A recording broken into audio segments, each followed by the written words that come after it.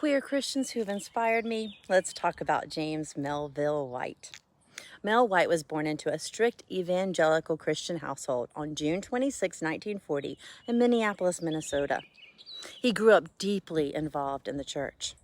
In 1965, he founded Mel White Productions, and he and his wife Layla moved to Los Angeles. Soon after, he visited a Christian psychologist and confessed that he was homosexual. He then came home and came out to his wife, and Layla remained by his side, encouraging him to do whatever he had to be happy. Over the years, he sought out many forms of reparative therapy, including electric shock treatment. In 1979, Jerry Falwell and the Moral Majority took off like wildfire. White was enmeshed in the religious right movement. He was ghostwriting biographies of Jerry Falwell, Pat Robertson's America's Date with Destiny, and Billy Graham's Approaching Hoofbeats. His struggle led to a suicide attempt that changed the direction of his life. In 1984, he met Gary Nixon at church, and the two men fell in love. At last, reconciling his queerness and his faith, White was ready to face the people who had forced him into the closet all of those years.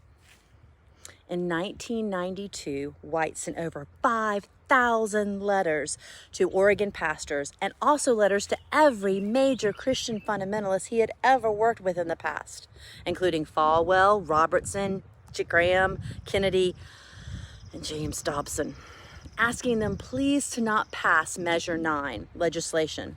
This legislation would take away any anti-discrimination protection for all of us.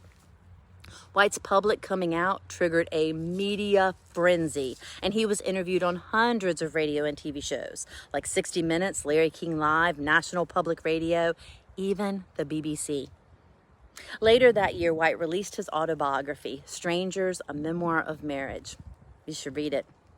In February of 1995, White was arrested for trespassing at Pat Robertson's CBN Broadcast Center. He began a 22-day prison fast that led to Pat Robertson himself coming to visit White in prison.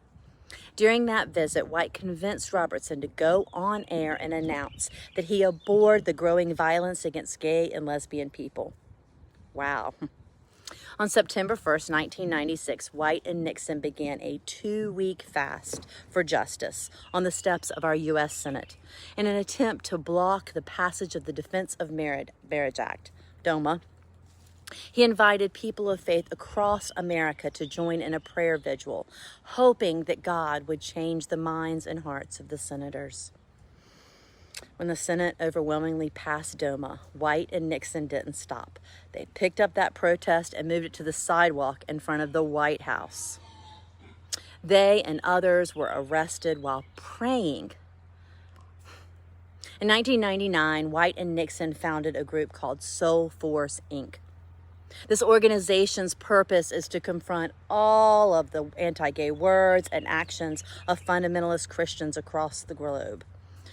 From the very first journey to Lynchburg in 1999 to confront Jerry Falwell, to 2006, the Equality Ride, and in 2008, to the direct actions of my very own United Methodist Church Conference, Soul Force volunteers have tirelessly confronted religious fundamentalists, determined to end our suffering. For a queer UMC pastor like me, for queer Christians, and for the whole LGBTQ plus community, Mel White is a hero. Happy Pride, Mel White.